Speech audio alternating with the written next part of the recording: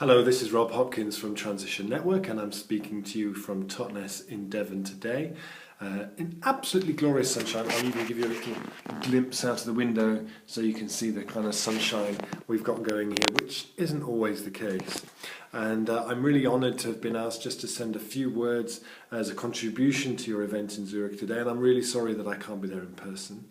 But I guess the main thing that I wanted to say was, firstly, have a fantastic day, have a celebratory, delicious event, looking forward into the future of what Zurich could be and what you could all make it, but also to just really remember and to feel that you are part of an international network, to feel that you're part of what we call a learning network of communities now in many, many countries around the world, 55 countries around the world, where there are transition groups, ordinary people like yourselves coming together to reimagine and rebuild the place where they live and doing extraordinary things. And if you want a little taster of the kind of things they're doing, do have a look at the 21 stories for COP21 that we produced. There's a book, there's a website, cop21.transitionnetwork.org, where you'll find some fantastic stories of people doing just brilliant things.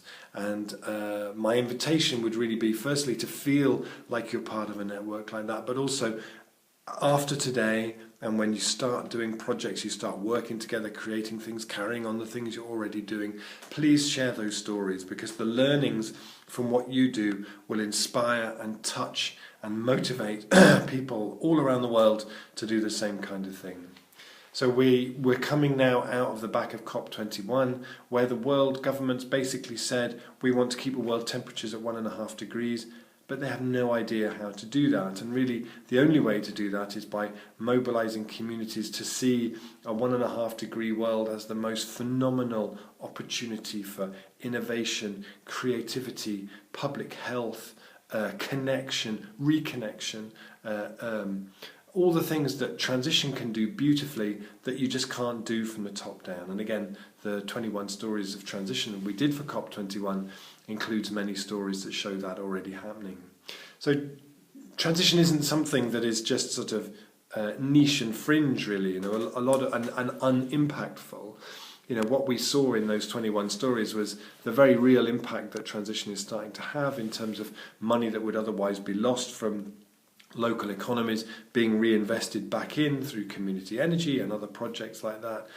Construction projects now happening, all kinds of new enterprises being started. This is really the kind of, I think, the great economic idea of the next 10, 15, 20 years. This idea of local economies becoming embedded in place, creating sort of circles in that way. So I'm sure you all feel part of that journey, part of that historic shift, and I'm sure today will be a day that you will come and look back to as one of the seminal moments in the transition of your city. And I hope you have a fantastic day, great conversations, great food, that you go home inspired, motivated, driven. And Transition Network, we're here to help and support what you do. There's a hub emerging there as well, which will support what you do as well. So feel supported and do wonderful things, and we really look forward to hearing all about it. Thank you so much.